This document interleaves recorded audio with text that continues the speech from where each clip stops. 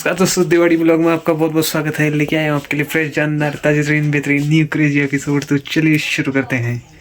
तो ये है हमारे दादा की लड़की, और जो पहले शादी वाले पहाड़ देखे आपने ना, ये उसकी बात का है। और शादी के बाद हमारे पहाड़ में सत्यनारायण की पूजा की जाती है। वैसे बाहरों को भी की जाती होगी, उसका मुझे पता नहीं। तो सत्यनारायण की पूजा कभी भी करवा सकते हैं। ये वैसे घर में शांति बने रहे और खुशहाली आए, इसके लिए। तो आज है सत्यनारायण की कथा, और अभी हम तैयारियां कर रहे हैं। और तैयारियां हो चुकी हैं थोड़ी, मैंने दिखा दिया आपको। और उसके बाद अभी जब कथा होगी तब दिखा देंगे आपको।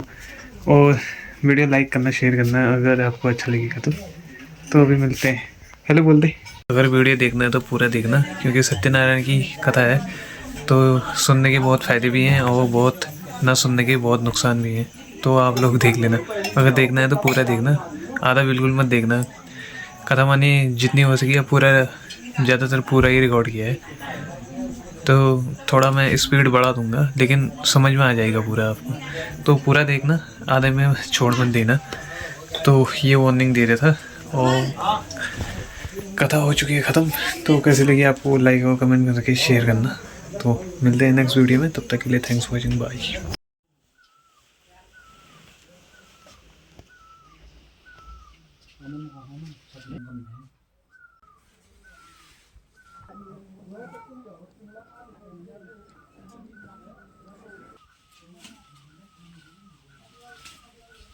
इस कथा हो चुकी है स्टार्ट, और आपको भी दिखाते हैं। चलो कथा कैसे होती है। पहाड़ों में जिस तरीके से मनाया जाता है वो आप देख लेना। हर जगह अलग अलग तरीके से होता है। तो यहाँ का तरीका जो है वो आपको दिखा देते हैं, तो आप भी देखना।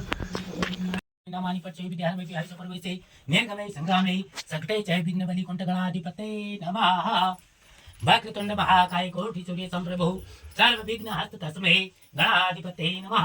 मंगल मूर्ते नमः। ओम इष्ट देवताय कुल देवताय भूमि देवताय वासु देवताय नग देवताय ब्रह्म राशि प्रांतकारी भानु शशि सुतः पृथ्वी बुध च बृहस्पति शुक्रे शनि राहु केतुनां सर्वे ग्रहा शांति ग्रह भुवन्तु नः। त्वं अवतन्ताय च कपिलो गंजकाणस्य लम्बो दिशविकटो विघ्ननाशो विनायकः धूम्रकेतु गणाध्यक्षं भालचन्द्रः द्वादशानि नामानि पट्टे विद्याय विद्याय च परमेते निर्गमे संग्रामे संकटे च विघ्नबली त्वं नमो नमः। ब्रह्म प्राणं धूपं दीपं दर्शय कटे मूले तं स्थितः ब्रह्म मध्ये मातृग्रहं कुशाप्तु सागरः सप्तदीपाः चन्द्रः गन्धकक्षा चन्द्रं महत्पुण्य पवित्रं पापनाशम् आपदामर्ते नित्यं जलक्ष्मी तिष्ठति सर्वदा सर्वकार्येषु रक्षा सूत्रं हे निवर्तो बलिराजः दानवेन्द्रो महावदं तेन प्रतिपादयति रक्षे हिमाचल रक्षा सूत्रं गन्धकक्षा चन्द्रं महत्पुण्य पवित्रं पापनाशम् आपदामर्ते नित्यं जलक्ष्मी तिष्ठति सर्वदा सर्वकार्येषु विनायकाय गुरुभानु ब्रह्म विष्णु महेश्वरं सरस्वते प्रणयातो विधि शान्तिकार्या सिद्ध्यर्थे विष्णुवे नमः। कलशस्य मुखे समर्पयामि, कलशस्य मुखे विष्णुकण्ठे पुष्पं समर्पये नित्यं च लक्ष्मी तिष्ठति सर्वदा सर्वकार्येषु। ओम भद्रमस्तु शुभं सास्तु महालक्ष्मी पश्यन्तु रक्षन्तु त्वास्तादि वाहि सम्पश्यन्तु सर्वदा। कलशस्य मुखे विष्णुकण्ठे मूले तंसितो गंगाजलं समर्पयामि। हरि ओम। कलशस्य मुखे कलशस्य मुखे विष्णुकण्ठे मूले तंसितो ब्रह्म मध्ये मातृग्रहं कुशाप्तु सागरः सप्तदीपाः सुन्दरः ऋग्वेदाय यजुर्वेदाय सामवेदाय अथर्ववेदाय इन्द्रः संख्यातन्तुः। ओम विष्णुवे नमः। कलशस्य मुखे विष्णुकण्ठे मूले तंसितो ब्रह्म मध्ये मातृग्रहं कुशाप्तु सागरं नदी गतं मजां तं स्नानं हेन्मदौ। कलशस्य मुखे विष्णुकण्ठे मूले तंसितो ब्रह्म मध्ये मातृग्रहं कुशाप्तु सागरः सप्तदीपाः सुन्दरः ऋग्वेदाय यजुर्वेदाय सामवेदाय अथर्ववेदाय इन्द्रः संख्यातन्तुः। मूले संचेतितौ ब्रह्म मध्ये मातृगणां कुशाप्तु सागरः सप्तदीपाः सुन्दरः ऋग्वेदाय यजुर्वेदाय सप्तधान्यं सप्तधान्येन वर्तो बलिराजः दानवेन्द्रो महाबलं तेन प्रतिबाधयति रक्षे हिमाचल हेन वर्तो बलिराजः दानवेन्द्रो महाबलं तेन प्रतिबाधयति रक्षे हिमाचल मंत्रार्थः सफलाः सन्तु पूर्णं सन्तु पुनरुतः शत्रुः बुद्धिनाशाय मित्राणां उदयस्तवः। इति प्रभ्याति हेन वर्तो बलिराजः विश्वानि देवं चैत्रासु भवः यद्वज्रं तथा त्वं मङ्गलं भगवान् विष्णु मङ्गलं गरुडः मङ्गलं विश्वानि देवं चैत्रासु भवः।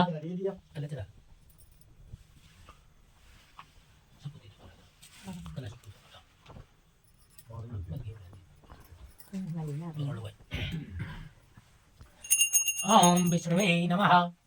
ओम विष्णुवे नमः ओम शिवाय नमः ओम गणाय नमः रसस्य मुखे विष्णुकण्ठे मूले कण्ठे ब्रह्म मध्ये वातगणं उदाग्रह प्राप्तिदीपः संग्रह ऋग्वेदाय ऋग्वेदाय सामवेदाय अथर्ववेदाय जय संहिता संतो ओम विष्णुवे नमः ओम विष्णुवे नमः नमो नमः जोगियो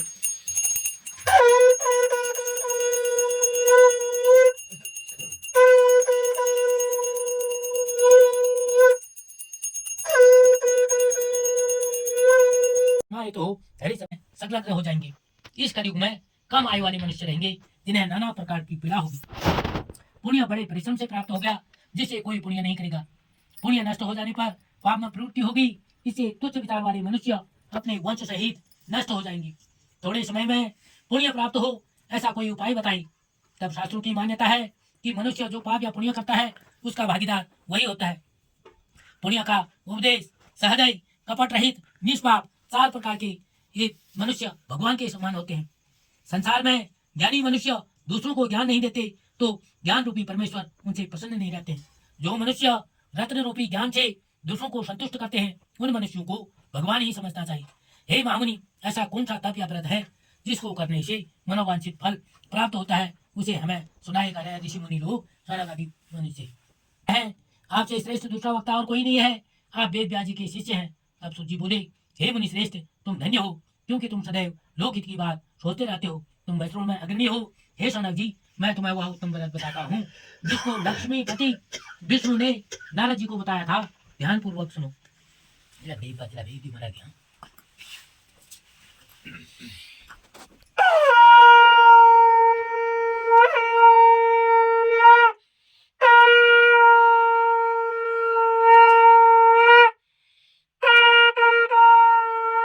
बंदे ने मृत्युलोक मान, ये मृत्युलोक स्वर्गलोक भी मृत्युलोक मान नारद मुनि। तब उन्होंने वहां देखा कि सब प्राणी अनेकों पीड़ाओं से अनेकों योनियों में अपने कर्म के अनुसार दुख भोग रहे थे। उनके दुखों को देखकर दुखी नारद ऋषि उनके उद्धार हेतु विष्णु लोक में गए। वहां देव ऋषि नारद 4 भुजाओं वाले शुक्ल वर्ण के गले में वनमाला हाथों में शंख चक्र धारण करने वाले विष्णु भगवान की स्तुति करने लगे। आप नारद मुनि सत्यनारायण व्रत जिसको विधि विधान पूर्वक करने से इस लोक में सुख मिलता है और मोक्ष की प्राप्ति होती है। यह सुनकर नारद मुनि बोले कि इस व्रत को करने की विधि एवं फल को विस्तार पूर्वक बताइए। तब भगवान बोले, इस व्रत को करने से दुख शोक आदि नष्ट हो जाते हैं, धन धान्य की वर्षा होती है, सौभाग्य और संतान की प्राप्ति होती है तथा सब जगह यश की प्राप्ति होती है। श्रद्धा और भक्ति पूर्वक किसी भी दिन शाम के समय भगवान सत्यनारायण का पूजन करें। भाई बंधुओं और ब्राह्मणों के साथ धर्म पूर्वक भगवान सत्यनारायण तथा ब्राह्मणों को दक्षिणा देकर संतुष्ट करना चाहिए। इसके बाद श्रोतागण भगवान सत्यनारायण को स्मरण करते हुए अपने अपने घर जाएं। इस प्रकार व्रत करने से मनुष्य को मनोवांछित फल की प्राप्ति होती है। विशेष रूप से कलयुग काल में पृथ्वी पर इससे बढ़कर और कोई अच्छा उपाय नहीं है। करें। तब काशीपुरी में एक निर्धन ब्राह्मण भूख से व्याकुल प्रतिदिन भिक्षा हेतु घुमा करता था। ब्राह्मण के दुख को देखकर ब्राह्मण प्रिय भगवान बूढ़े आदमी का रूप धारण कर ब्राह्मण से आदर पूर्वक पूछने लगे कि हे ब्राह्मण, आप किस कारण से प्रतिदिन दुखी मन से इस पृथ्वी पर घूमते हो? यदि आप ठीक समझते हो तो मुझे बताने का कष्ट करो। कर रहे हैं भगवान। तब ब्राह्मण बोले, मैं बहुत गरीब ब्राह्मण हूँ, मैं भिक्षा के लिए यहाँ घूमता हूँ। यदि आप कोई उपाय जानते हो तो कृपा कर मुझे बताइए जिससे मेरी दरिद्रता दूर हो जाए। तब बूढ़े ब्राह्मण का रूप धरे हुए भगवान विष्णु बोले, भगवान सत्यनारायण का व्रत करने से मनोवांछित फल प्राप्त हो सकता है, इसलिए आप इस व्रत को करो। इसका व्रत करने से मनुष्य सब दुखों से छुटकारा पा जाता है। तब वृद्ध ब्राह्मण गरीब ब्राह्मण को सत्यनारायण के व्रत के विधान को बताकर बूढ़े ब्राह्मण रूपी भगवान जो थे अंतर ध्यान हो गए, लुप्त हो गए। तब गरीब ब्राह्मण ने प्रातःकाल भगवान सत्यनारायण का व्रत करने का मन में दृढ़ निश्चय कर लिया। तो इस प्रकार सोचते हुए ब्राह्मण को रात भर नींद नहीं आई। तब ब्राह्मण उठकर सत्यनारायण के व्रत को ब्राह्मण ने संकल्प कर लिया। इस प्रकार संकल्प कर लेने पर भी श्रेष्ठ हो गया तथा वह प्रत्येक महीने सत्यनारायण का व्रत करने लगा। तब श्री हरि भगवान बोले, सतानंद ब्राह्मण के कुटुंब सहित पूजा करने की बात सुनकर और मनुष्य भी इस व्रत को करने लगे। सब पापों से मुक्ति दिलाने वाला तथा मोक्ष प्रदान करने वाला यह व्रत जो मनुष्य करता है वह सब पापों से छूटकर दुर्लभ मोक्ष को पाता है। शब्द स्वामी चंद्रकेतु राजा थे। उस समय भगवान सत्यनारायण ने भ्रष्ट प्रतिज्ञाबद्ध साधु वैश्य को साथ दिया कि तुमको भविष्य में कठिन से कठिन तथा महान दुख प्राप्त हो। उसी दिन जो राजा के धन को चुराकर उसी ओर भागे जहाँ पर साधु वैश्य अपने दामाद के साथ सोया हुआ था। चोरों के पीछे राजा के सिपाही भी लगे थे।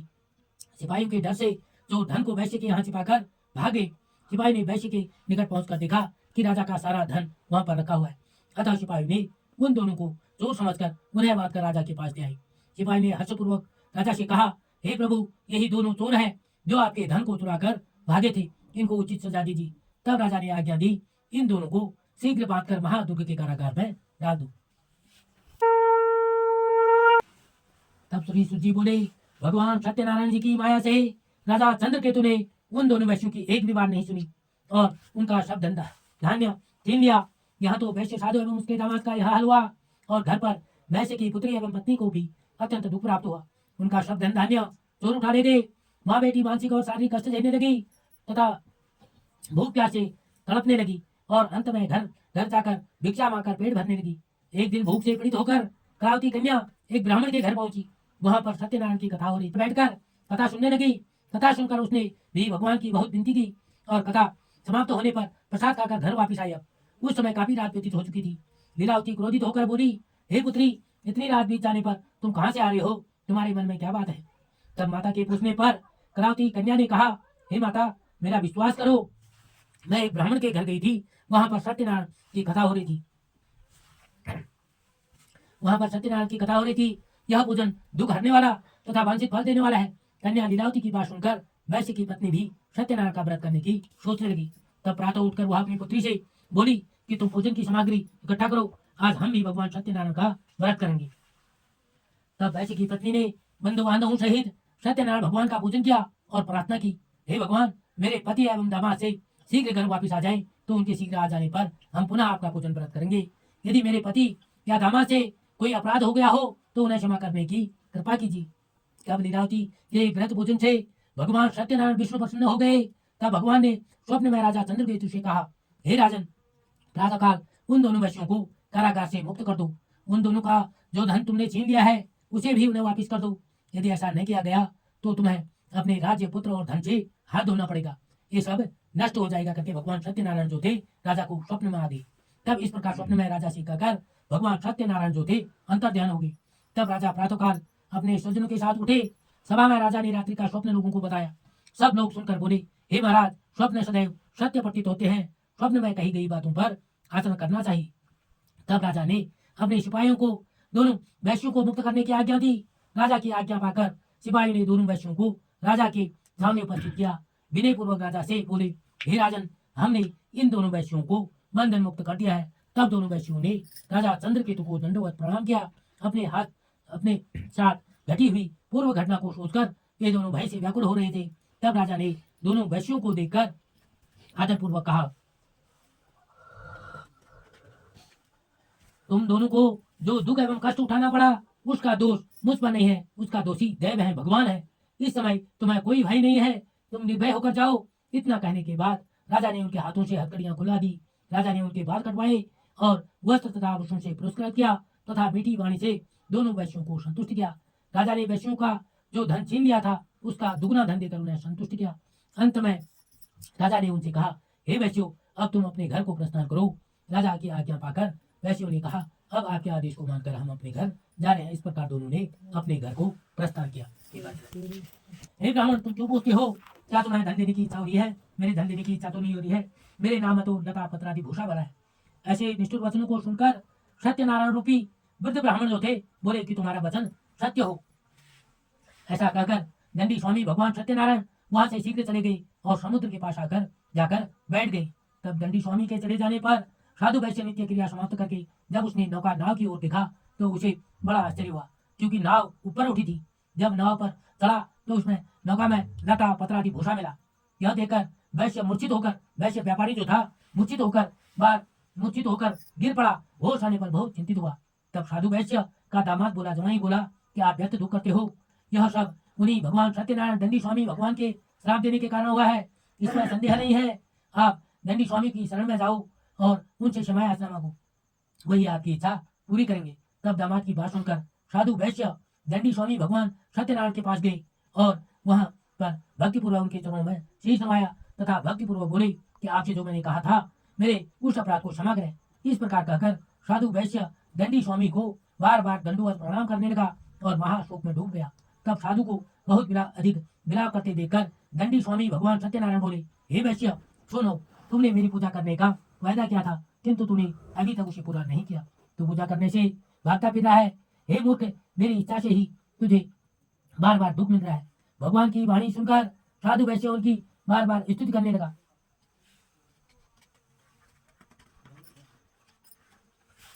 तब साधु वैश्य बोला, हे भगवान, आपकी माया से तो ब्रह्मा आदि देवता भी मोहित होते रहते हैं। हे प्रभु, वे भी आपके रूप और गुणों से अनभिज्ञ है। फिर मैं तो एक मनुष्य ठहरा, मैं भी आपकी माया से मोहित होकर आपको न जान सका। प्रभु, आप प्रसन्न हुए, मैं अपने वैभव के अनुसार आपका पूजन व्रत अवश्य करूंगा। मैं आपकी शरण में आया हूँ, अतः मेरा पहला धन देकर मेरी रक्षा कीजिए। इस प्रकार भक्ति से भरी हुई साधु की बातें सुनकर भगवान प्रसन्न हो गए। भगवान साधु वैश्य को मनोवांछित वर देकर अंतर ध्यान हो गए। इसके बाद साधु वैश्य जब अपनी नाव पर आया तो उसे द्रव्य से भरा हुआ पाया। तब सत्यनारायण की कृपा से मेरा मनोरथ पूर्ण हुआ। इतना कहकर अपने स्वजनों के साथ वहीं पर श्रद्धापूर्वक उसने भगवान का पूजन किया और घर को चलने के लिए तैयार हो गया। तब सत्यदेव के प्रसाद से वह बहुत खुश हुआ और नाव को यत्नपूर्वक संभाल कर अपने शहर को चला। कुछ समय बाद वह अपने नगर के समीप पहुंचा तो अपने दामाद से बोला, देखो, अपना नगर रत्नपुर दिखाई पड़ रहा है। इस प्रकार कहकर उसने अपने धन की रक्षा करने वाले दूतों को अपने घर भेजा। वे दूत नगर में जाकर साधु वैश्य की पत्नी को देखकर हाथ जोड़कर प्रणाम कर वांछित वचन बोले। आपके पतिदेव और दामाद सब लोगों के साथ बहुत सा धन लेकर नगर के समीप आ गए।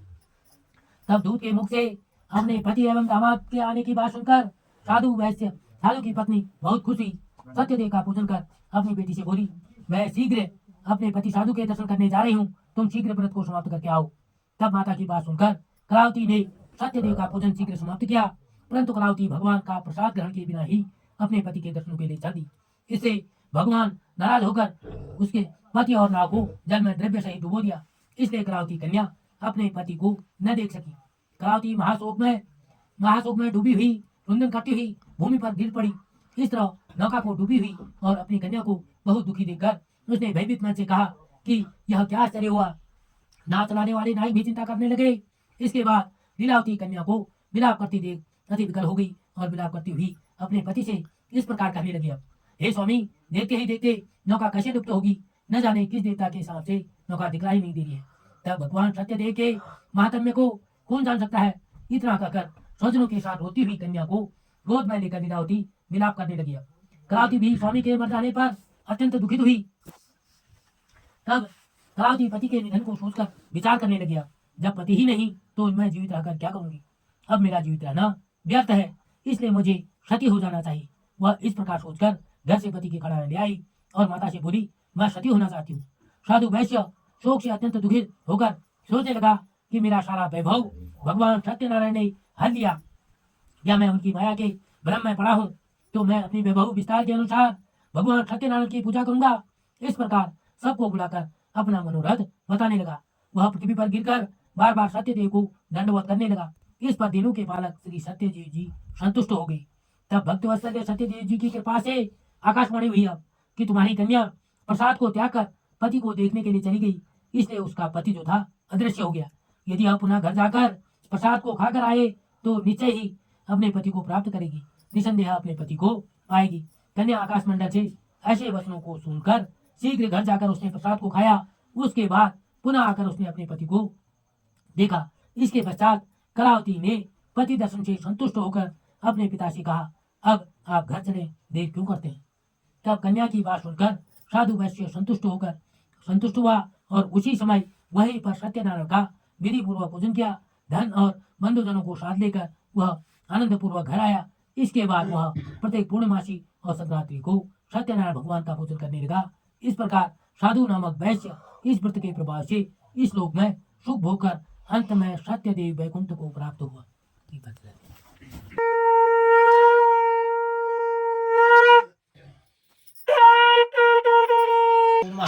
ओम भारतीयम पवित्रो वा संवित्तः विभूतिः संपत्तिः वह्निकाक्षः स ब्रह्मवेत्तः शुचिः जाग्रहे किन्तु त्वं प्रोदितिः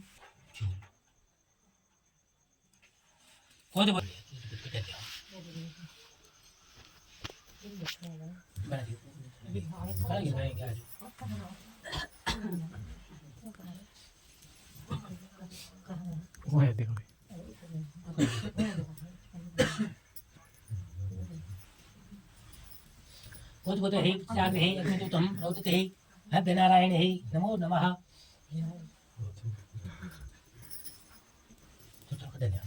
ओम प्रजापते नमः।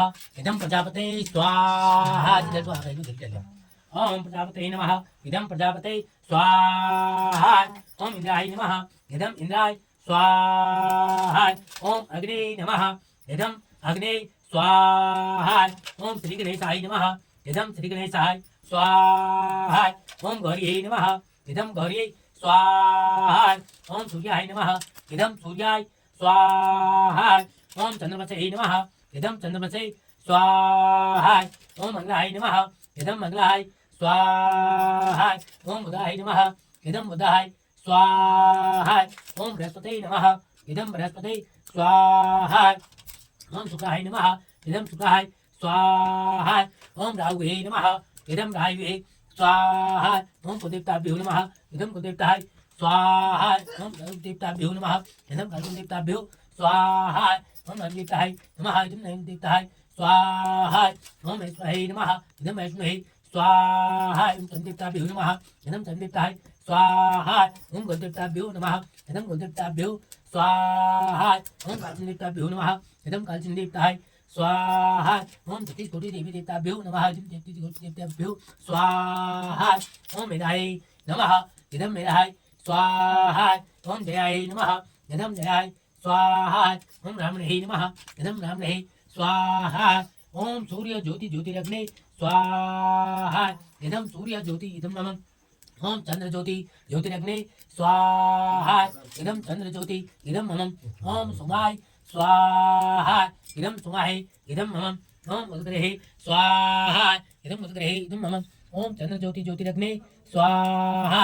इदं चंद्र ज्योति इदं मम। ओम उर्वः स्वतः शोभितर्णेन भर्गो देवस्य धीमहि धियो यो नः प्रचोदयात् स्वाहा। ओम उर्वः स्वतः शोभितर्णेन भर्गो देवस्य धीमहि धियो यो नः प्रचोदयात् स्वाहा। ओम इंद्राय नमः। इदं इंद्राय स्वाहा। ओम मंगलग्रहे नमः। इदं मंगलग्रहे स्वाहा। 33 कोटि देवी देवताभ्यो नमः। इदं 33 कोटि देवी देवताय स्वाहा।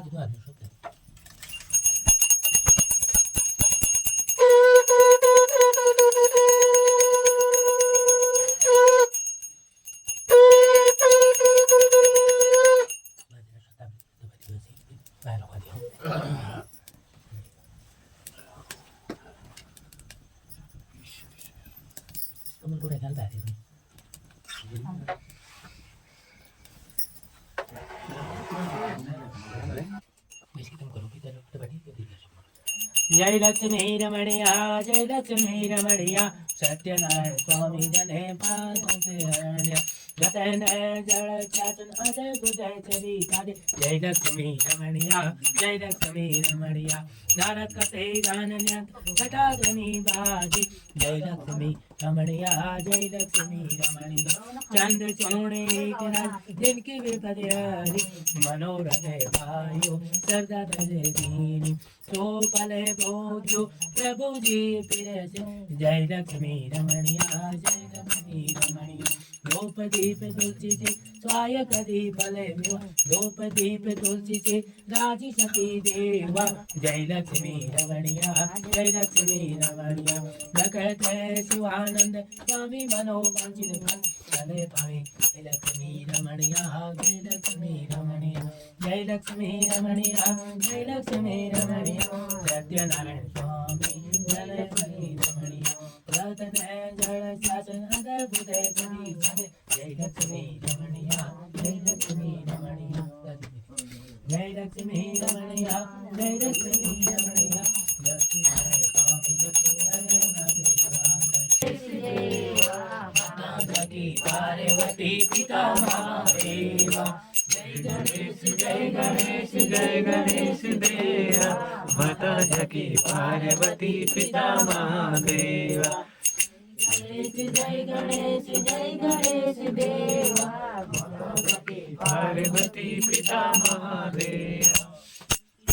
दयावंत चार भुजाधारी। एक दंत दयावंत चार भुजाधारी। माथे पे तिलक सोहे मूस की सवारी। हाथे पे तिलक सोहे मूस की सवारी। जय गणेश जय गणेश जय गणेश देवा। माता जकी पार्वती पिता महादेवा।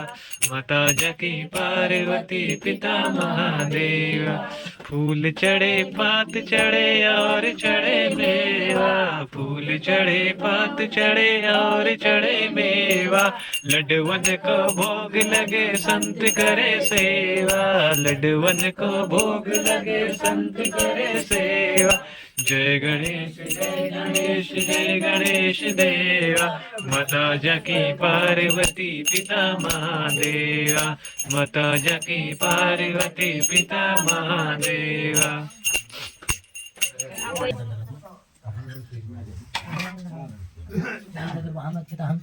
श्री सत्यनारायण विष्णुवे नमः।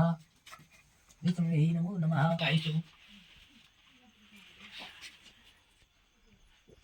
गन्धर्वाहं चन्द्रं महत्वने पवित्रं पापनाशं अपतामृते नित्यं सरक्ष्मी तिष्ठति सर्वदा सर्वकायेषु।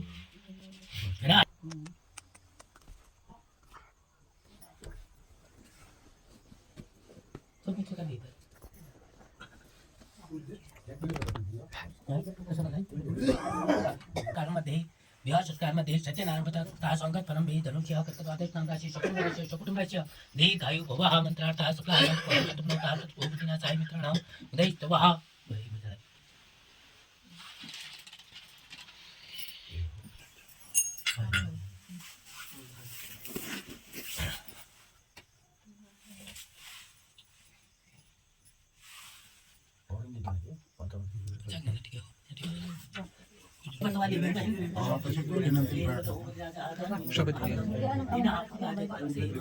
ना ना सब चीज दियो ना एक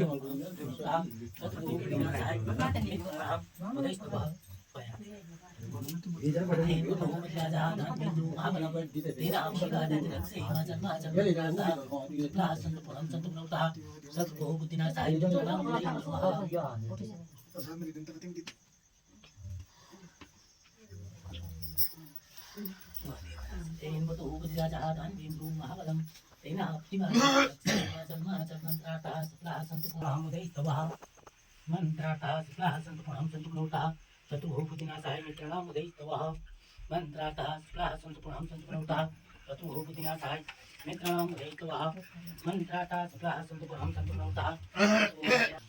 मंत्रार्थः शुक्लाः सन्तु पुनः सन्तु प्रणोताः चतुर्भुजनाथाय मित्राणाम् उदयस्तवः। चतुर्भुजनाथाय मंत्रार्थः शुक्लाः सन्तु पुनः सन्तु प्रणोताः चतुर्भुजनाथाय उदयस्तवः।